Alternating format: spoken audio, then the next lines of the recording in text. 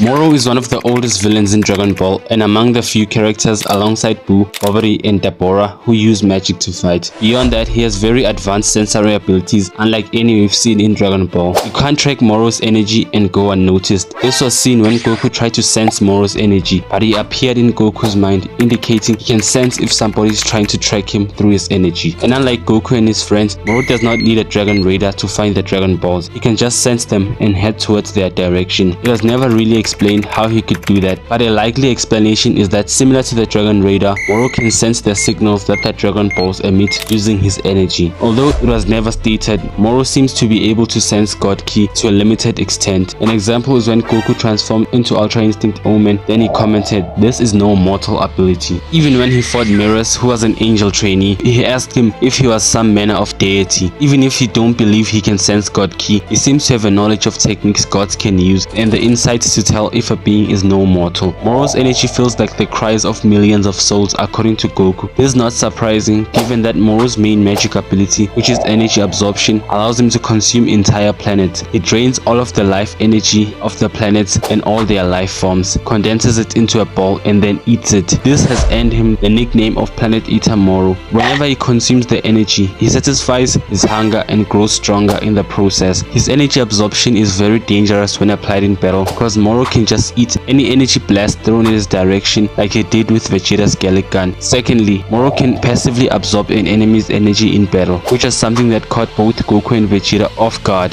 By the time they realized it, it was already too late. Both Goku and Vegeta could not transform anymore because their energy was drained without them ever noticing. Then Moro proceeded to wreck the two Saiyans and nearly killed them. This means when an opponent is fighting Moro, they are limited to physical attacks only. Meanwhile, they continue to grow weaker while Moro grows stronger due to his passive energy absorption ability. His main offensive ability is using the planet's energy to create energy waves he can direct towards enemies and burn them in the process. This ability is slightly overpowered because using the planet's energy as a weapon does not deplete his own energy reserves, so he can basically spam this move until the planet's energy itself runs out, and only then will he start using his own energy to fight. Moro can also use the planet's energy for defense by creating a wall of flames that surround him, preventing his enemy from attacking him. Additionally, if Moro is at a huge power disadvantage, he could just consume the planet's energy to make himself grow stronger, thus allowing him to close the gap in power. The only beings who seem to be safe from Moro's energy absorption are the androids and Majin Buu. This actually gave Buu the upper hand in his battle against Moro and he was able to humiliate him. Additional magic abilities he could use besides his energy absorption include being able to clone himself, telekinesis, which he has used to drag multiple characters towards himself. Lastly is his ability to bind an opponent's arms and legs, thus restricting their movement. He used this move to slow down Ultra Instinct Omen Goku, who moved too fast for his liking. When Moro is in his prime state, which he obtained by consuming numerous planets over a period of 2 months, he uses less of his magic and fights using mostly his physical abilities. This shows that magic is not what carries him in battle, but it adds on top of his already high physical abilities, as he was able to defeat Ultra Instinct Omen Goku after he trained 6 months to master the technique. Moro grew even stronger after consuming OG-73 following his defeat at the hands of Vegeta. He became strong enough to one-shot Ultra Instinct Omen Goku, and he also gains new abilities like 73's copy ability, which he uses to copy all of Vegeta's abilities, meaning he could use Force Spirit Fission, a technique Vegeta learned on Yardrat, which is capable of separating fusions. On top of that, he gained Piccolo's Namekian regenerative abilities, which he used to brutally impale Goku by regenerating his arm through his chest. But unlike 73's copy ability, which lasts for 30 minutes, his lasts forever, permanently storing the ability in his arsenal. But it doesn't end there. Moro manages to reattach his arm, which he used to copy Mirror's abilities, and gains a considerable boost in power, enough to close the gap between him and mastered Ultra Instinct Goku. Additionally, he becomes one of the only other mortals to use the angelic technique of Ultra Instinct. Although Moro gained the raw power of Mirrors, the angel trainee, he is not shown utilizing any angel abilities such as the temporal do-over, which Whis used to reverse time by 3 minutes, or any other angel techniques for that matter. He continues to use his own magic, but this new power of his doesn't last very long. His body begins to swell due to his body not being able to handle the angel power according to Whis' words, so he decides to fuse with Earth and become one with the planet. This is his most powerful and most unstable form because he has full control over Mirror's abilities and power, but the more he continues to absorb energy from Earth and its inhabitants, he runs the risk of detonating, thus taking away the entire entire galaxy along with him. But Goku was able to prevent such an ending through the help of Oob by shattering the crystal on Moro's forehead, thus releasing the angel power in him. Moro really was an interesting villain with powers that set him apart from the rest.